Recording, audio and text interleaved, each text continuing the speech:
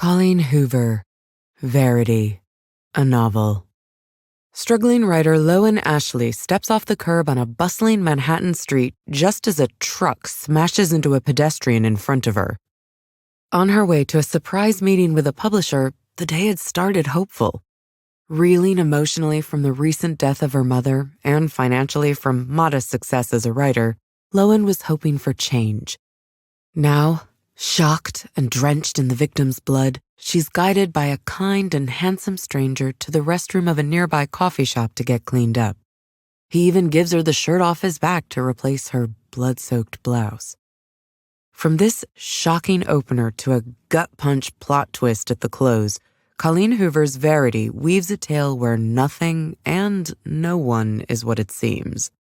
For mystery and thriller lovers and fans of true crime, the novel offers a unique spin on the established form, along with a chilling look inside the mind of a killer. Or possibly just a twisted imagination. A lifeline appears. After the shock of witnessing someone die right before their eyes, Lowen and the mysterious stranger's lives begin to entwine.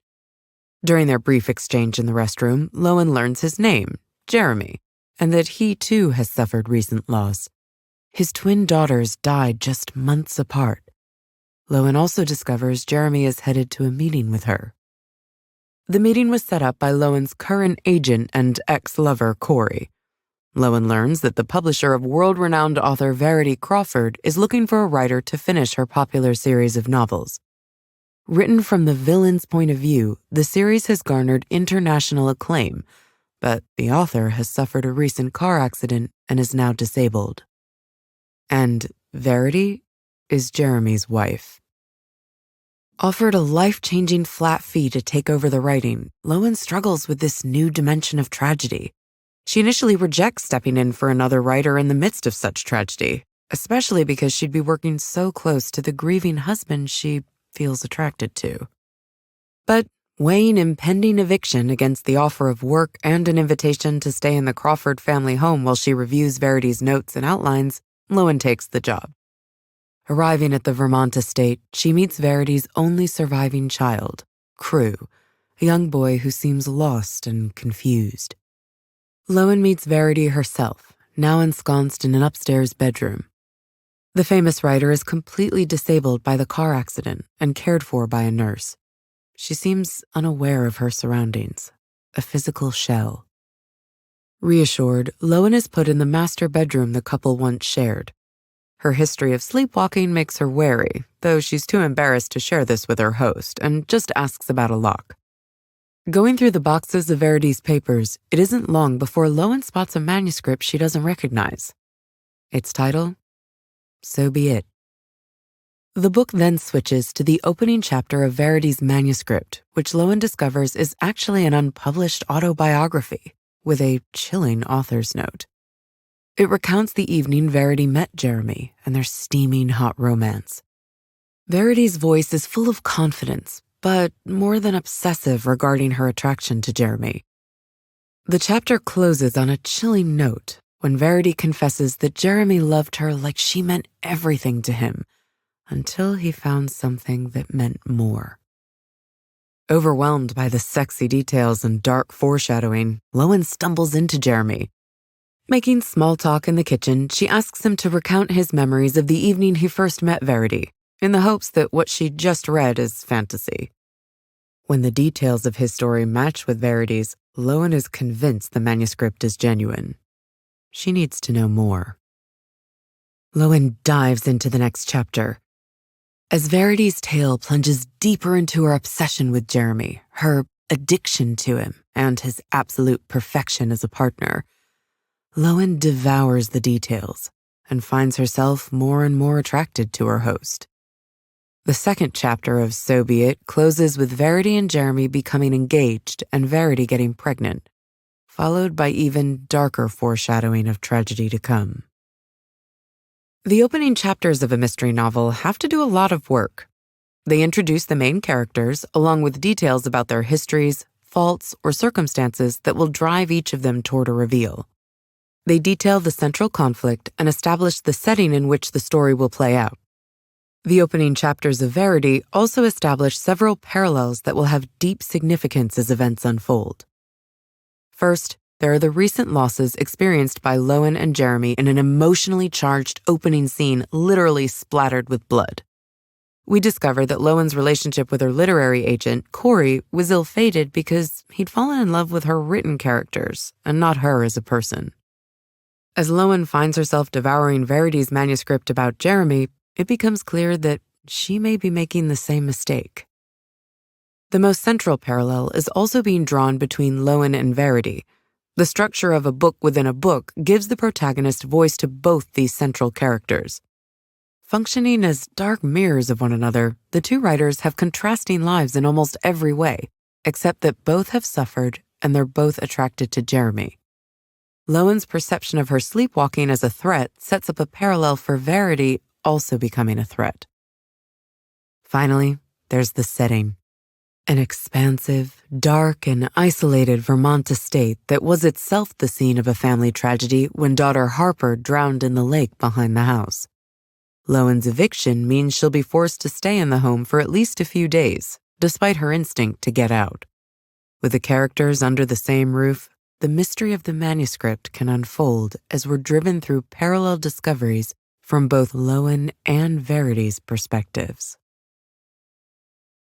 Into the darkness. New layers of threat are introduced as the plot develops along two tracks, from Lowen's point of view and in Verity's autobiography.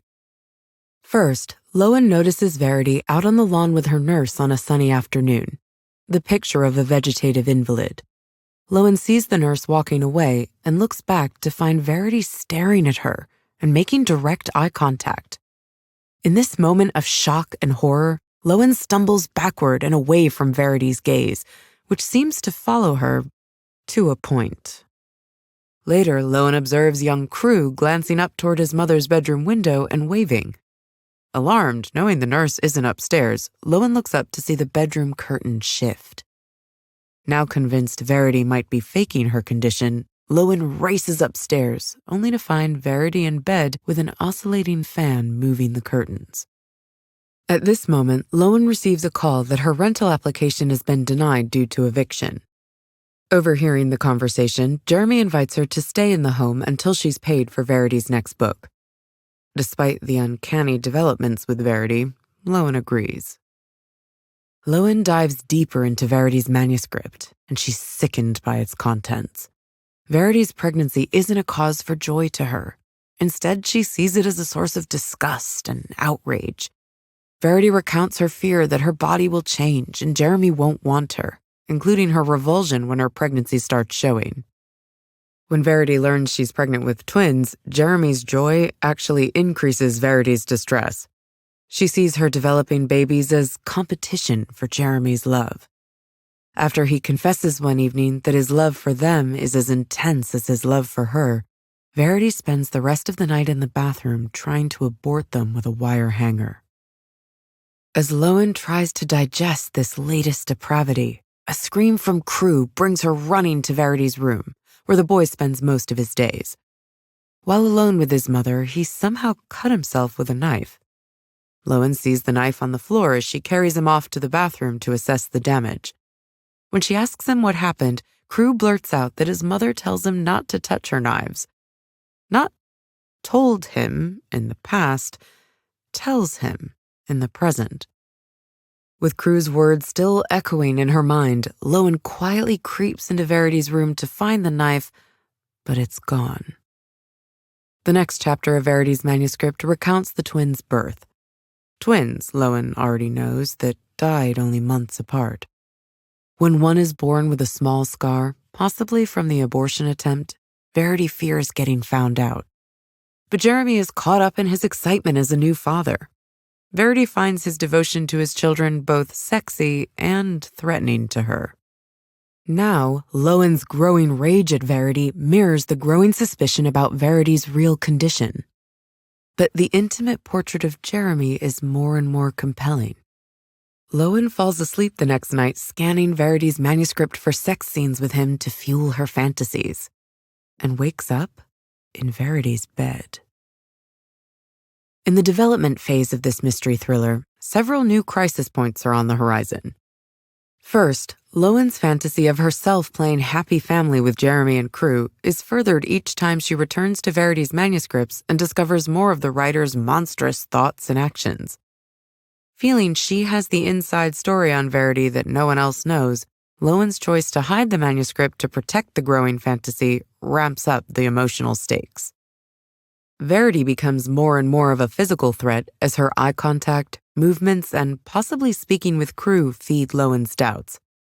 The missing knife on the bedroom floor and crew's accident increase her concern and cement the growing trauma bond she's formed with the family. Now on heightened alert, her sleepwalking into Verity's bed in the night represents the midpoint of the mystery. The psychological intimacy of Verity and Lowen has become physical at this moment, and it triggers the chain of events in the next chapters that will force both the crisis and reveal of the mystery at breakneck speed. Confessions and confrontations. Lowen's scream upon waking in Verity's bed signals an acceleration in the pace. Jeremy confronts her about it, forcing Lowen's confession about her history of sleepwalking, as well as her fear that it makes her a threat. To reassure her, he installs a lock on the outside of the master bedroom door and offers to lock her in at night. To comfort her, he also crawls into the bed to cuddle her. Their intimacy leaps forward. Lowen learns more key details from the manuscript, too. First, that Verity has had a dream in which one twin, Harper, kills her twin sister, Chasten. The dream actually triggers feelings of love for Chasten in Verity, and a corresponding hatred of Harper.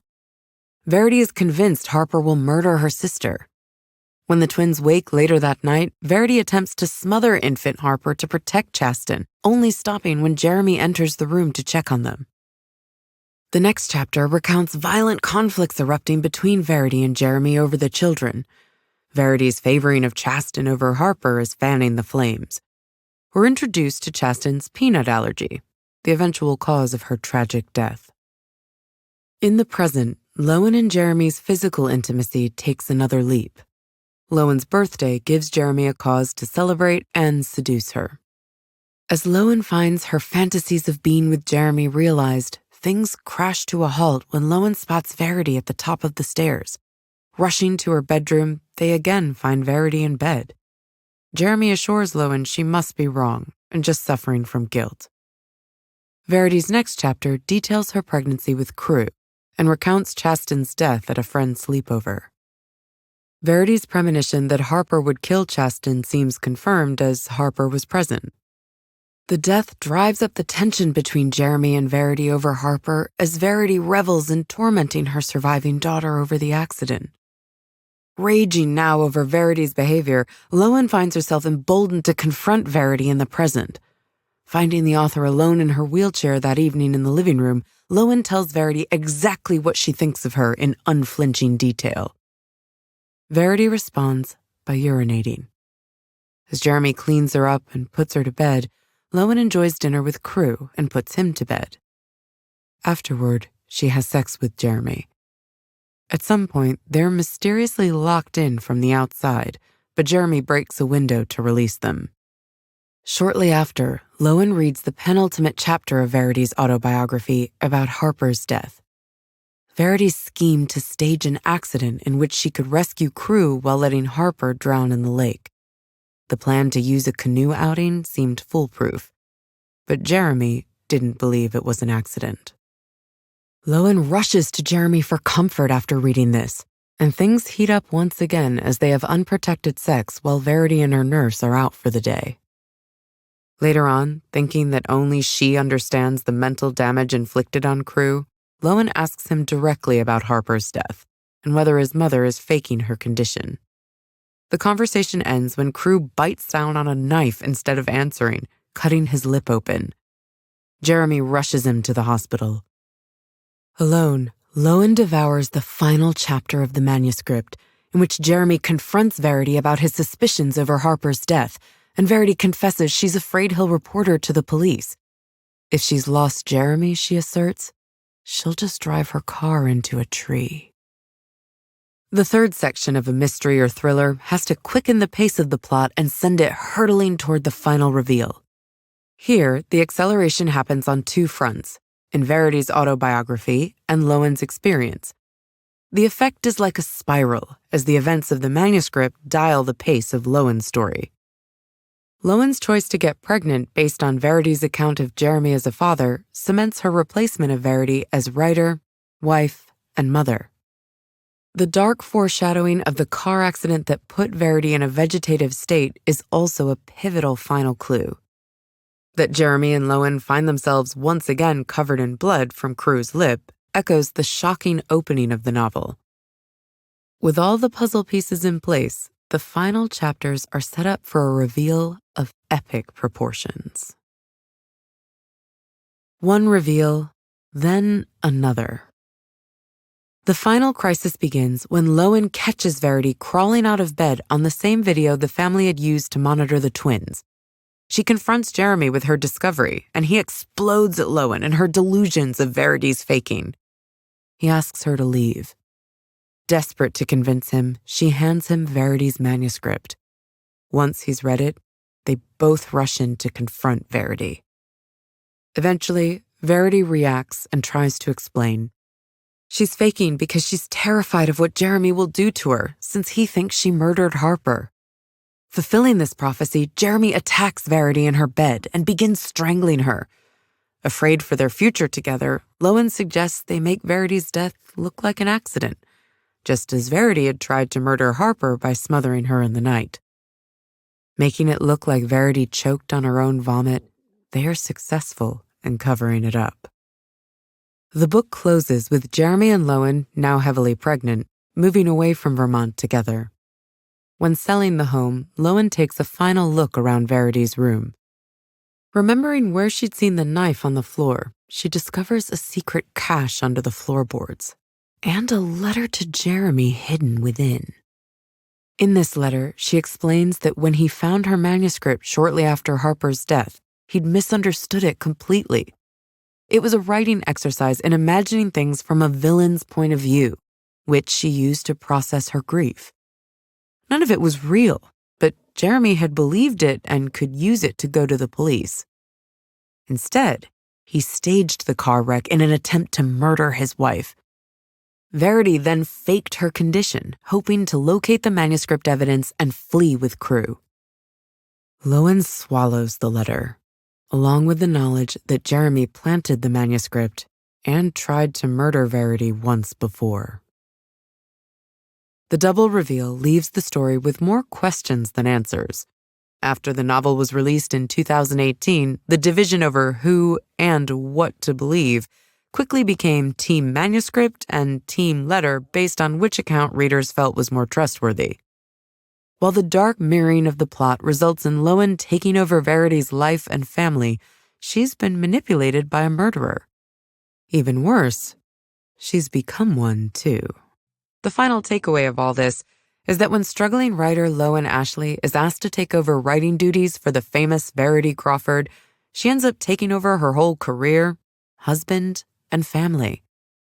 Manipulated by Verity's manuscript and husband Jeremy, Lowen helps murder the writer she was paid to replace, inspired by Verity's own fictional account of her attempted murder of her daughter. Motivated by a public outcry over the ambiguity of the ending, a recent new edition of the book published a bonus chapter detailing new events 6 months later. Lowen is now a mother to daughter Nova, and the family has settled far away from Vermont to avoid suspicion.